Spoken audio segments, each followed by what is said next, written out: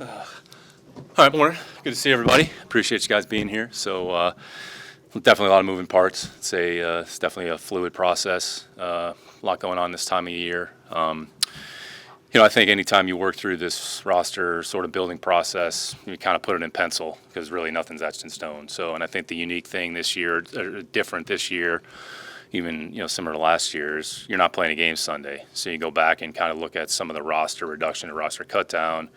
Cut the team on Tuesday, form the practice squad on Wednesday, and then you're playing a game on Sunday. So I think the difference, this year and last year as well, is you have a little bit of time and flexibility. So to kind of make good decisions, take your time, understand you're going to add players. We're going to add players today, tomorrow, next week, practice squad, roster.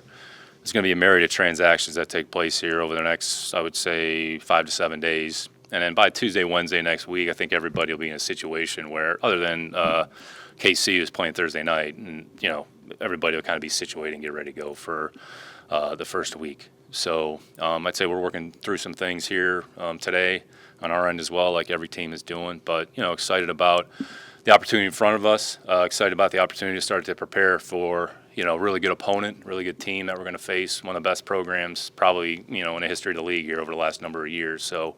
A lot of work in front of us, certainly making progress. Kind of where we are for today is kind of where we are. We'd expect, like I said, some things to change here over the next few days. But, with that, take some questions. I'll actually let Brandon Scott ask the first question. So I appreciate you being here.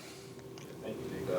Just wanted to ask you about the offensive line. Obviously, you guys invested a lot of money there. It seems like y'all taking some hits there. What's sort of the strategy and approach? I guess specifically to Kenny Green, where is he at and what's sort of his status? Yeah, every year is different. I'd say this year is probably unlike, any that I've been a part of relative to, the offensive line. I think when you go back and look at when we started maybe the spring, Charlie was a part of it, Q was a part of it, and then we drafted Juice, and had some other players. So, and I'd say as the spring and the training camp went, we just lost depth and we lost players. So, nothing we can do about it. It's just the reality of the NFL. It's going to happen. So our job is to fix problems, find solutions, and do what we feel makes the most sense for the team. Sometimes you have to react to the circumstances that are in front of you, and that's what we try to do. So, Charlie, once that happened kind of over the summer, kind of had an idea there. Q got hurt.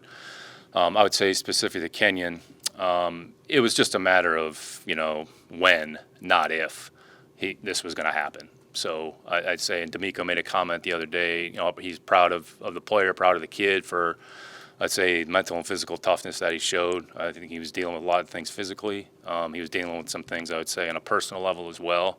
And at some point, if a player is in a position that his condition or situation puts him at a disadvantage, it's not fair to the player, it's not fair to the team, and it's not fair to the individual. So in the end, this is, I'd say, in the game, it may have been exacerbated a little bit, but again, we knew in May this was a possibility. To his credit, he worked through it, and I'd say did the best he could with the situation that he was given. And in the end, we just felt for the betterment of the team and the player that this was the best decision. So he goes to injured reserve, get ready for the 2024 season, and the train keeps moving. That's the NFL. Like, nobody's going to feel sorry for where you are as a team. So it's unfortunate. It's one of the things that you have to deal with. We have to deal with it. Every team's got to deal with it. So it's kind of, it's kind of where we are.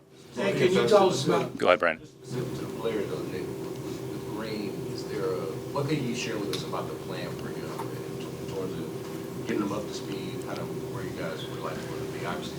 Yeah, the big thing is just get ready for next year. So get ready, get healthy and get ready for the off season. That's the reality of the situation. So that's where the focus is. So played last year, got good experience. Had some good plays, had some bad plays. Every young player goes through that. So we are where we are this year. So look forward to 2024 and kind of see where he is come February or March, whenever the off season program starts.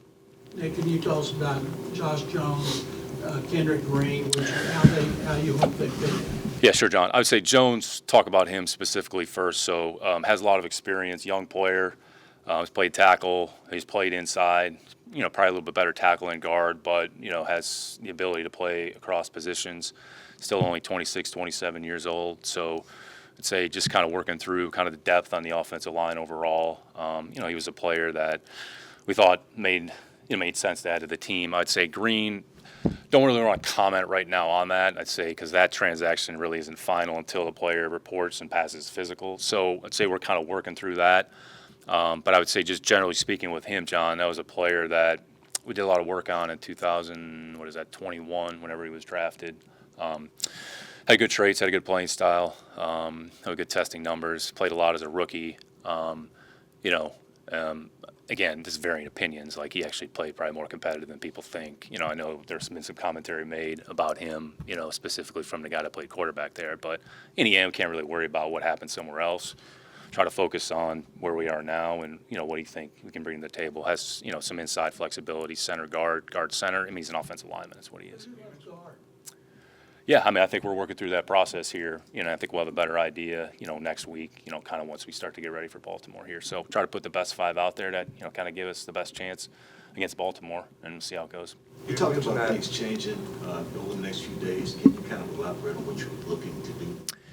Yeah, number one, the formulation of the practice squad. Number two, going through the waiver wire and see if there's any players that we want to add to the team or add to the program in some capacity. I would say the reality is, whoever these players are, the likelihood of that player contributing against Baltimore is probably slim to none. So what you're trying to do is balance short-term versus maybe some longer-term opportunity to add a younger player that you like, that you want to try to get in your program. So some of this is just roster mechanics of getting people in the building and getting people in the program that you think potentially could have a future, and maybe they help this year, but, maybe it's next year as well. So, there were, literally 1,000-ish players on the waiver wire yesterday. So, are we going to know 1,000 players? Sorta. We'll probably know some players a little bit more than others. But I think what you have are categories of players that are probably off the roster, off the practice squad, kind of camp practice type players. That's kind of one category.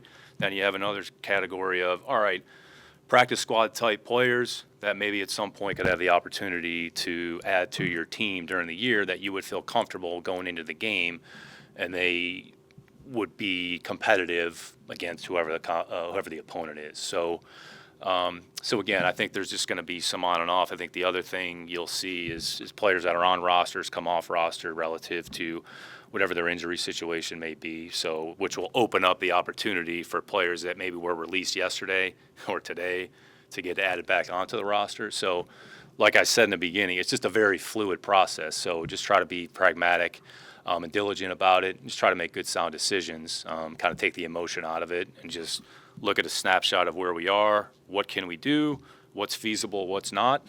And then really, we have one more day of practice this week, and then everybody goes on kind of a mini break here. The players are off Friday, Saturday, Sunday, so it'll be pretty quiet.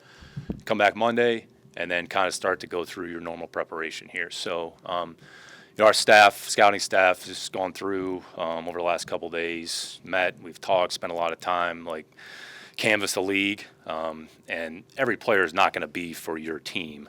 So you just try to find maybe the right ones, maybe that you have some history with, or that maybe you had some affinity for coming out of the college process. So, James and his staff have done a great job of kind of organizing that. Really what you're trying to distill is trying to take massive amount of information, distill it down into, really you're talking about probably a handful of players that potentially you could claim. And then once you get past that, then trying to look at your practice squad and really start to formulate that. So I'd say for the next 24 to 48, that's really where we are. You mentioned how this is a year you haven't experienced with the offensive line like this. How much further are you willing to invest in the problem this year in comparison to others? Is it a problem that you need to fix right now? How much would you be willing to spend on that immediately? Yeah, we have players here that can go out there and help us win. So, I think the big thing has just been volume more than anything else. So, we still have, it's certainly more than capable players that, if the players in the building, we feel good about them. So, again, there's a cost of everything that you do. So, there's a financial cost. There's a draft capital cost if you want to go down that road. So, I mean, it is what it is. There's nothing we can do about it. We can make some modifications and changes on the fringes, see if we can upgrade the depth. And I'd say there's a lot of teams that are dealing with the same problem or situation. So, I mean, we feel confident with the players that are in the building. We've just lost a lot of players, so our job is to try to find solutions, and that's what we're doing. You just said surgery might have been a possibility back in May. Why didn't you go through that process then?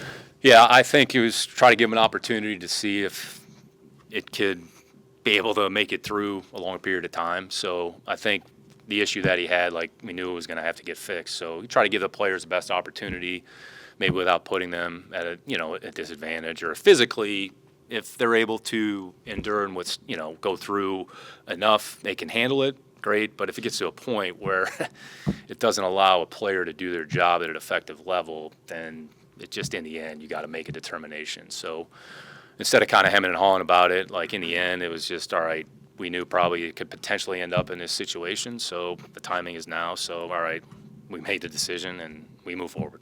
Outside of offensive line depth, what are you looking for what other position groups, are you looking to strengthen your position going into the season? Yeah, nothing specific, Sarge. I think it's really a case-by-case basis. Kind of look at what are your options externally relative to what you already have internally, either on the roster or on your practice squad. So try to use the practice squad pretty judiciously here, and they're really an extension of your roster. So, like, if you had to play a game with one of those players, would you feel comfortable with them going out there in a specific role or capacity?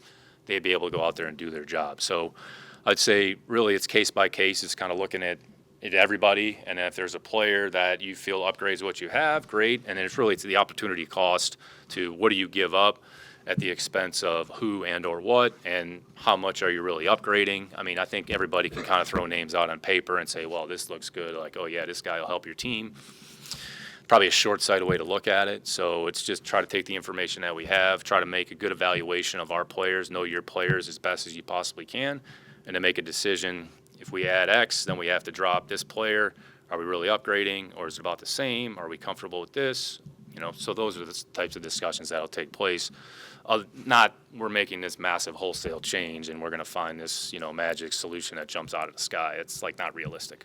Nick, you mentioned C.J. Stroud as your Go ahead. starter. Yeah, you mentioned that early on in the process, after you got to C.J. that you wanted to see him. And he has some things to improve. What have you seen from him through the process of when y'all first got him? Yeah, I think you're just looking for progress each day. So building on little things that day after day. So I'd say that position overall, I'd say all three players from where they started in the spring to where they are now, like they've all improved. And I mean, we're one of 12 teams, 13 teams that are carrying three quarterbacks on a roster. So I mean, we feel good about all three players. And I think the reality is, I mean, unfortunately, this is just the way the league goes. There's a good chance you're going to see all three of those guys at some point during the year. I mean, you don't know when it's going to happen or plan for it, but understand the operation, execute the system, understand the call, understand the integrity of play, understand the intent of the play, where are we going to go with the ball, throw the ball on time, make it a good decision. What is the defense doing? Are we making the right decision? Okay, if there's a bad play, what happened on the play? Can you self-correct and not have that same mistake happen again? So I would say overall that group has done a really good job of that from kind of start to finish. And I think CJ, the big thing with him, he's put his head down and worked from the day he walked in the building. And every player that's here earns their opportunity with their performance. And, I think he's certainly emblematic of that from, start to where we are now, understanding, we still have now 17 games to go here. And each week is hopefully going to get a little bit better. There's going to be some ups and downs. This league is hard. We've talked about that. So, I think is to prepare, focus on get ready for the next opponent, which is Baltimore in this case. What happens in Baltimore game doesn't have any relevance, and what's going to happen against, Indianapolis or Jacksonville. So kind of take it day by day, try to get better, try to improve. If there's something to fix, try to get it fixed, try to make sure the same mistake doesn't happen, and just move on to the next thing.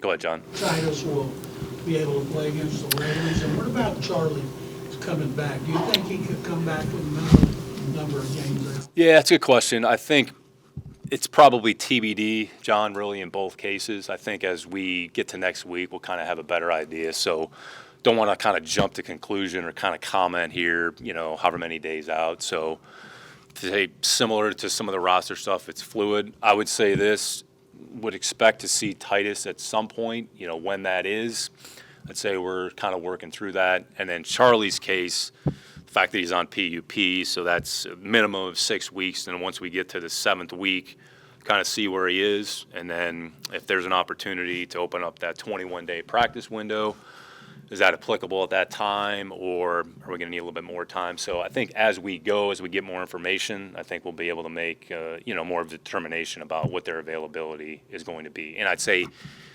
even though they're similar, each case is probably a little bit different. Titus is definitely closer. It appears Charlie's probably a little bit further, so we'll kind of have to just work through that. Go ahead, Aaron. Do you feel like you guys have enough with the secondary, everything that you have in place to go ahead and have a good nickel? Yeah, I think we feel confident in the players that are here. So, I think secondary as a whole, we have a lot of players, have a lot of versatility. So we'll try to utilize our players to the best of their ability, put them in the best position to go out and execute the defense as best they can. This is your third time going through this as far as the making the roster cuts and things like that. What have you learned about yourself, and how different was it this time than when you started? I'd say the process in and of itself, Sarge, isn't all that different. I think you just try to be as pragmatic and just sort of realistic as possible. And I think the one thing you learn is you can't jump to conclusions. You gotta have to take the emotion out of it, and you really just have to respond in real time to your current situation. In the end, you're just trying to put together what you feel are the best group of people in the building, and I'd say that's the one thing that's probably going to constantly change, so you have to change with it. So what you want to do is go back and look at some of the decisions that you've made and say, all right, could we have done something a little bit differently? Was our thought process maybe a little jaded in one area relative to another? But just try to look at the big picture. And just try to take the information as it comes and try to just be good, sound decision makers, understanding we've kind of done it a few different ways. But you have to balance, here's where we are today, what do we need to do to get ready for Baltimore, and what are some of the things maybe looking ahead to try to plan and prepare for a little bit. So it's very, there's so many multiples that are involved in this. There's no perfect formula. Nobody has all the answers. I certainly don't, that's for sure. So you just try to, I'd say, be as honest and open with the dialogue as you go. D'Amico's been tremendous the whole way through. This process, the draft process, every kind of step of the way. And I think we can sit and have a conversation and just figure out, all right, what makes the most sense, kind of us being open-minded to hear each other's side of it, because in the end, it's a team effort, and we're all trying to arrive at the same end point. Just try to put together a good team that we feel gives us the best chance on a weekly basis to go out there and perform at an optimum level. Go deep. What did you see from Mike Boone throughout preseason and camp, and how do you see him? Yeah, Mike's experienced player. He took advantage of his opportunities, in games. I'd say he took advantage of some opportunities in practice. That group overall, they kind of complement each other, real well. So, we kind of have 4 right now, including Dare and Mike, and the DP and Motor, are here, and we're certainly happy, with that group overall. So, I think it's a balance of offense to kicking game, kind of how big or small that's going to be. Each week that could change. But Mike's he had a great attitude. He's been consistent with his performance when he got here. Still a younger player, even though he has 4 or 5 years of experience. So, it's good to have those players here. And then we'll only give one the ball, during the game, probably 2 maybe. But you're at some point going to need those players, and we'll probably, my guess is, add another player or 2 in some capacity at that group. It'll probably be a timing element involved, but yeah, overall, that's a pretty good group to work with, among others on the team. Go ahead. Yep, and then I'll come back to you, Brooks.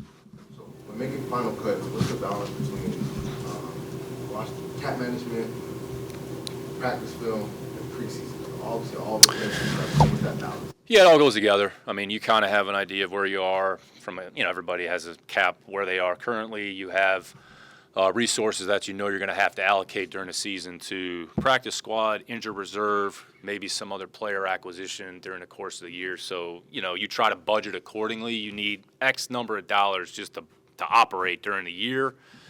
And then whatever you don't use this year is just going to roll to the next year. So, I think right now the focus is more on managing the team day-to-day 23. We kind of know where we are 24 relative to what our cap situation is, who's under contract, who might be under contract. There's an opportunity to maybe extend a player's contract, similar to what we did with Cashman there last year at the end, done that a few other times. So I'd say some of those discussions will probably be a little bit later. I'd say early on it's more day-to-day, managing a budget of IR, injury settlements, practice squad, claim a player, trade for a player, what's that cost? All right, once you get to about November, all right, then you just got to get to the end, and then you maybe start to flip the page here a little bit and, worry about 2024. But all of it is a factor, so you have to consider it all at some point, and just use the information that you have and just try to make the best decision possible. Time for a few more. You've had to release some draft picks that you've had under your tenure. Many of them are dealing with injuries too. How do you look back at the evaluation process through that? Have you learned anything from the decisions you've made recently? Yeah, every team goes through it. It's the way it goes. So some of it's cost of doing business. So, injuries sometimes are things that, you can control, whatever a player's status is. We got to make decisions. So, I've said this countless times. The draft is a flip of the coin. Whatever it is. You get the players on a team, or you create a roster, create competition. You keep the players that you feel make the most sense. Some players you can't keep for various circumstances, whatever the situation is. So, honestly, don't spend too much time on that. So, players go on and off rosters daily. Draft picks go on and off rosters. You've seen players traded that were drafted in the second round. You've seen players drafted, traded that were drafted in the first round, the third round. It's cost of doing business. So, try to go back and look at, if there's anything we missed or something different. I would say with those players, nothing really changed. I think they're what we thought they were going to be. They're good players. They're all probably going to be in this league for a period of time, whether they're playing for us or for somebody else. So, the preseason, D'Amico's talked about this, so we can only keep X. So, but you're being evaluated by 31 other teams. So if you don't have an opportunity here, you might have an opportunity somewhere else. So, and maybe there's an opportunity at some point down the road to have that player come back into your building. So try to keep an open mind. Don't have a fixated mindset or thought process. So get the players in the building, however they get here. Keep the ones that you can keep.